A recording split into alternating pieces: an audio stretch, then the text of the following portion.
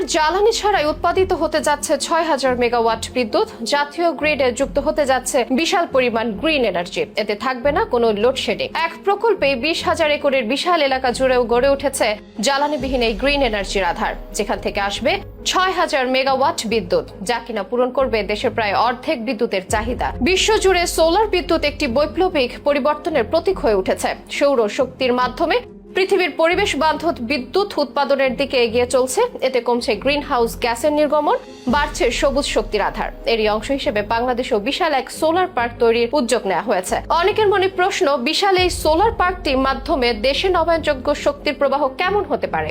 এর ফলে দেশের অর্থনীতি ও পরিবেশে কি ধরনের পরিবর্তন আসতে পারে? কতটা কমতে পারে লোডশেডিং? এসবের বিস্তারিত নিয়ে থাকছে এখনকার বিশেষ আপডেট।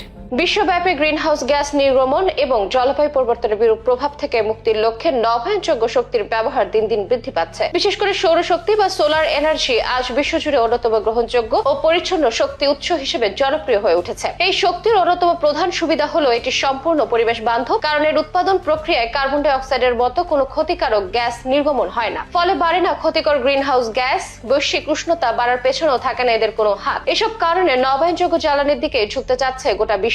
তবে কি শুধু বিশ্বই নয়, বাংলাদেশও এই পরিবর্তনের অংশ হতে চলেছে। এজন্য জামালপুরে তৈরি হচ্ছে ২০,০০০ একর জমির ওপর একটি বিশাল সোলার পার্ক। দেশের নবায়নযোগ্য শক্তি উৎপাদনের ক্ষেত্রে এক অনন্য সংযোজন হতে পারে এটি। জানা যাচ্ছে ২০,০০০ একরের ওপর একটি মেগা সৌর বিদ্যুৎ প্রকল্প নিতে যাচ্ছে সরকার। এতে উৎপাদিত হবে ৬,০০০ মেগাওয়াট গ্রিন এনার্জি, যা পূরণ করবে দেশের প্রায় অর্ধেক চাহিদা। অন্যদিকে পরিবেশকেও রাখবে সম্পূর্ণ নিরাপদ। বিশেষজ্ঞরা মনে করছেন, জামালপুরের এই সোলার পার্ক শুধু বিদ্যুৎ উৎপাদনে সীমাবদ্ধ থাকবে না, এটি দেশের অর্থনীতিতেও ইতিবাচক প্রভাব ফেলবে। কারণ জামালপুরের চরাঞ্চলে যেখানে কিনা খুব বেশি অর্থনৈতিক কাজবাজ এখনো হয় না, সেখানে এই বিদ্যুৎ প্রকল্প নির্মিত হলে প্রচুর কর্মসংস্থানের সুযোগ তৈরি হবে, যা স্থানীয় অর্থনীতি এবং জনজীবনে ব্যাপক পরিবর্তন আনবে। এছাড়া বাংলাদেশ যেহেতু নবায়নযোগ্য শক্তির দিকে মনোযোগ দিচ্ছে, তাই এই প্রকল্পটি দেশের কার্বন নিঃসরণ কমাতে সহায়ক হবে। যেখানে ফার্নেস অয়েল, কয়লা কিংবা গ্যাসে এই পরিমাণ বিদ্যুৎ উৎপাদনের জন্য লাগতো বিশাল পরিমাণ জ্বালানি ব্যয়, সেখানে এই প্রকল্পে লাগবে না ১ পয়সারও জ্বালানি। বাড়তি সুবিধা হিসেবে থাকছে পরিবেশের শতভাগ সুরক্ষা।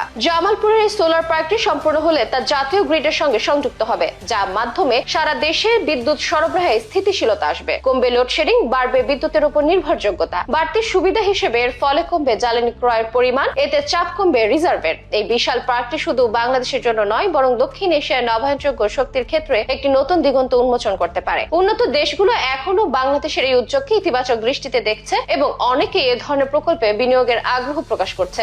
এমন একটি সোলার পার্ক থেকে বিদ্যুৎ উৎপাদনের মাধ্যমে আমরা শুধু উন্নয়নের দিকে এগোবো না, বরং ভবিষ্যৎ প্রজন্মের জন্য একটি পরিবেশ বান্ধব পৃথিবীও রেখে যাব। ইতিমধ্যে বিশ্ব ব্যাংক একটি ফিজিবিলিটি স্টাডি বা সম্ভাব্যতা যাচাই সম্পন্ন করেছে। তারা গবেষণা করে একটি ইতিবাচক প্রতিবেদন দিয়েছে।